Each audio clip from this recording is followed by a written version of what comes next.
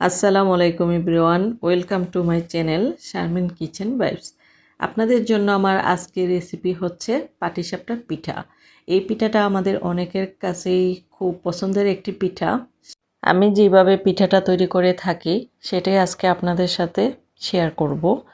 পিঠার খিসাটা আমি প্রথমে তৈরি করে নেব, এই জন্য চুলে একটি হাঁড়ি বসিয়ে আমি প্রথমে এখানে দিয়ে দিব 1 লিটার লিকুইড দুধ। দুধটা বেশ অনেকটা সময় জাল করে নেওয়ার পর এখন এখানে দিয়ে দিচ্ছি দুধের সর বা মালাই। এটা অপশনাল, আপনাদের হাতের কাছে যদি না থাকে তাহলে আপনারা স্কিপ করতে পারেন, তবে এটা দেওয়ার ফলে খিসার টেস্টটা আরও দ্বিগুণ বেড়ে যায়। এখন এখানে দিয়ে দিচ্ছি 1 চিমটি লবণ। দুধের সর বা মালাইটাকে আমি একটি ঘুটনির সাহায্যে দুধের সাথে খুব ভালোভাবে মিক্স করে নিছি। এই পর্যায়ে অ্যাড করে দিব 1 কাপ চিনি। মিষ্টিটা আপনারা আপনাদের পছন্দ মতো কম বেশি বাড়িয়ে কমিয়ে নিতে পারেন।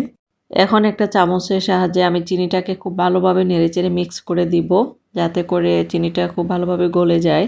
এভাবে বেশ আরও অনেকটা সময় নিয়ে আমি দুধটাকে জাল করে নিব। দুধটা যখন ভালোভাবে জাল হয়ে আসবে এ পর্যায়ে অ্যাড করে দিব এখানে 2 কাপ পরিমাণ সুজি। সুজিটা দেওয়ার পর অনবরত নাড়াচাড়া করতে হবে, তা না হয় নিচে দোলা পেকে যাবে।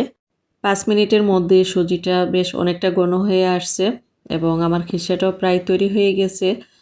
খিসাটাকে আমি চুলা থেকে নামিয়ে ঠান্ডা করে নিব। ঠান্ডার পরে সুজিটা বেশ আরও অনেকটা ঘন হয়ে আসবে। এখন আমি পাটিসাপটার ব্যাটারটা তৈরি করে নিব। এর জন্য প্রথমে একটি মিক্সিং বোল নিয়ে নিব। এতে প্রথমেই দিয়ে দিব 2 কাপ পরিমাণ চালের গুঁড়া। তারপর এখানে অ্যাড করে দিব 1 কাপের চেয়েও কিছুটা কম পরিমাণে ময়দা। ময়দাটা দিলে পিঠাটা খুব মসৃণ হয়। এ পর্যায়ে অ্যাড করে দিব 1 চা চামচ লবণ। এখন একটা চামচের সাহায্যে আমি খুব ভালোভাবে নেড়েচেড়ে শুকনো উপকরণগুলো মিশিয়ে নিব। শুকনো উপকরণগুলো যখন ভালোভাবে মিশানো হয়ে যাবে এ পর্যায়ে এখানে অল্প অল্প পানি দিয়ে আমি ব্যাটারটা তৈরি করে নিব। খেয়াল রাখতে হবে পানিটা ঠান্ডা দেওয়া যাবে না, হালকা কুসুম গরম পানি দিয়ে ব্যাটারটা তৈরি করে নিতে হবে এবং একসাথে বেশ অনেকটা পরিমাণ পানি এখানে অ্যাড করা যাবে না। অল্প অল্প পানি দিয়ে আমি ব্যাটারটা তৈরি করে নিব।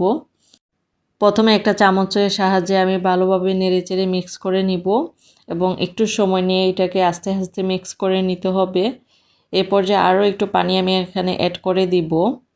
এ পর্যায়ে আমি হাতের সাহায্যে ব্যাটারটাকে খুব সুন্দরভাবে মিক্স করে নিব, যাতে করে কোনো দানাদার অংশ এখানে না থাকে। পাটিসাপটার ব্যাটারটা পাতলা করে তৈরি করে নিতে হয়, তবে খুব বেশি পাতলা কিংবা খুব বেশি ঘন করা যাবে না। আমার আরও একটু পানি এখানে অ্যাড করতে হবে। এ পর্যায়ে আমি অল্প পানি এখানে দিয়ে দিব এবং আমার ব্যাটারটা প্রায় তৈরি করা হয়ে গেছে। এ পর্যায়ে এখানে অ্যাড করে দিব 2 চা চামচ তেল। তেলটা দেওয়ার পর আবারও হাতের সাহায্যে খুব ভালোভাবে নেড়েচেড়ে আমি মিক্স করে নিব এবং এই পর্যায়ে অ্যাড করে দিব 2 চা চামচ চিনি এবং 2 চা চামচ গুড়। এবং গুড়টাকে আমি খুব ভালোভাবে নেড়েচেড়ে ব্যাটারের সাথে মিক্স করে নিব। পাটিসাপটার ব্যাটারটা আমার তৈরি করা হয়ে গেছে। আমি একটু আপনাদেরকে দেখিয়ে দিচ্ছি ব্যাটারটা কীরকম পাতলা হবে। এ পর্যায়ে এটা আমি রেস্টে রেখে দেব প্রায় 1 ঘন্টার জন্য। 1 ঘন্টা পর আমি পিঠাগুলো বানিয়ে নেব। চুলার আঁচটি মিডিয়ামে রেখে প্যানটি গরম করে নিতে হবে, খুব বেশি গরম করা যাবে না। অল্প একটু তেল ব্রাশ করে নিব। এখন কিছুটা পরিমাণ ব্যাটার এখানে দিয়ে দিব। ব্যাটার ডালার সাথে সাথে প্যানটাকে ঘুরিয়ে যতটা সম্ভব ব্যাটারটাকে পাতলা করে দিতে হবে এবং লক্ষ্য রাখতে হবে চুলার আঁচটা যেন মিডিয়ামে থাকে। এ পর্যায়ে আমি এটা ঢেকে রেখে দেব 2 মিনিটের জন্য।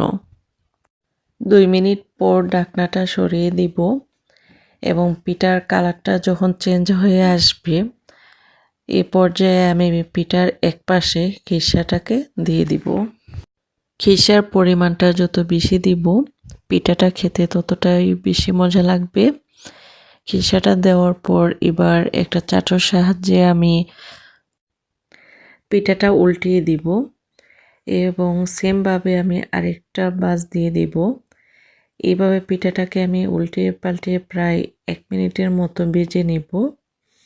আমার একটি পিঠা তৈরি হয়ে গেছে, আমি আরও একটি পিঠা আপনাদেরকে এইভাবে তৈরি করে দেখাবো। আরও একটু আমি তেল ব্রাশ করে নিব এবং প্রতিটি পিঠা তৈরি করার আগে একটু করে তেল ব্রাশ করে নিতে হবে। এখন কিছুটা পরিমাণ ব্যাটার এখানে দিয়ে দিব এবং প্যানটাকে গড়িয়ে আমি ব্যাটারটাকে যতটা সম্ভব পাতলা করে দিব এবং পিঠার কালারটা যখন চেঞ্জ হয়ে আসবে এই পর্যায়ে আমি পিঠার এক পাশে খিরসাটাকে দিয়ে দিব এবং একটা চাটুর সাহায্যে আমি পিঠাটাকে উল্টিয়ে দিব। সেমভাবে আমি আবারও উল্টিয়ে পিঠাটাকে বাস করে দিব এবং এইভাবে পিঠাটাকে আমি প্রায় 1 মিনিট উল্টে পাল্টে ভেজে নিব। পাটিসাপটা পিঠা তৈরি করতে আপনারা যারা ঝামেলা মনে করেন আপনাদের জন্যই আমার আজকের রেসিপি। আশা করি আমার রেসিপিটি আপনাদের খুব ভালো লাগবে। আমার রেসিপিটি যদি আপনাদের ভালো লেগে থাকে তাহলে অবশ্যই আমার চ্যানেলটি একটি লাইক অ্যান্ড সাবস্ক্রাইব করে দিবেন। সবাই ভালো থাকবেন, সুস্থ থাকবেন। আল্লাহ হাফেজ।